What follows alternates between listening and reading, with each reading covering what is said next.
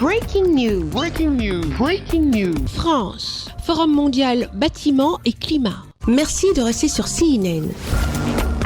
Breaking news. Breaking news. Le secteur du bâtiment et de la construction représente 37% des émissions mondiales de gaz à effet de serre. L'impact des bâtiments sur le climat devrait s'accroître au cours des prochaines décennies en raison de la croissance rapide, en particulier dans les zones urbaines des pays du Sud. Il est donc plus urgent que jamais de changer la façon dont l'humanité construit et utilise les bâtiments. Une urgence qui prend tout son sens dans la tenue de ce premier forum mondial bâtiment et climat de Paris qui a eu lieu du 7 au 8 mars 2024 à Paris en France. Sous la direction du ministre Bruno Nabagné-Koné, une délégation ivoirienne a participé à ce premier forum mondial sur les bâtiments et climat de Paris, co-organisé par le gouvernement français et le programme des Nations Unies avec le soutien de l'Alliance mondiale pour les bâtiments et la construction, Global ABC. Il a réuni plus de 1300 participants. Les ministres en charge de la construction et de l'environnement issus de 70 pays ont réfléchi à des actions concrètes. Le ministre ivoirien de la construction, du logement et de l'urbanisme, M. Bruno Nabagné-Koné, invité d'honneur à ce forum, a endossé la déclaration de Chaillot. Nous sommes exprimés au nom de la Côte d'Ivoire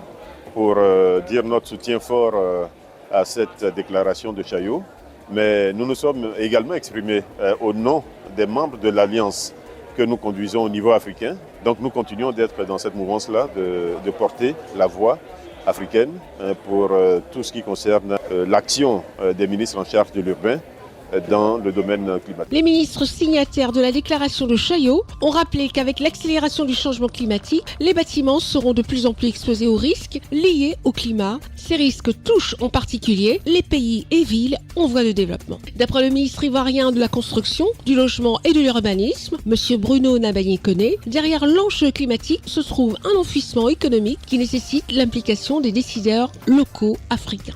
Nous avons évidemment entrepris un grand nombre d'actions au plan local, mais nous avons également besoin du soutien de l'international, du soutien au plan technique, du soutien au plan financier. Et nous nous sommes enrichis très fortement à l'occasion des échanges que nous avons eus ici, l'expérience des uns et des autres sur les actions menées. Et puis nous en profitons également pour lever le plus haut possible le drapeau de notre pays, parce que chaque occasion de ce type permet à la Côte d'Ivoire de s'affirmer, d'affirmer son leadership. La déclaration de Chaillot est essentiellement consacrée à l'atténuation des émissions de CO2 dans le secteur du bâtiment qui comptabilise à lui seul près de 21% de l'émission de GES, gaz à effet de serre, et l'adaptation aux impacts du dérèglement climatique. Elle comporte également des paragraphes sur les économies d'eau et d'énergie, la réduction autant que possible des installations de climatisation en privilégiant la circulation d'air à l'intérieur des bâtiments. Merci d'être sur CNN, la télévision autrement. Les programmes se poursuivent. Retrouvez toute l'actualité afro-mondiale en ligne et en multidiffusion sur CNN, C-Web Info et plateformes digitales, Facebook, YouTube, Instagram et en simultané sur Radio Voltage 2.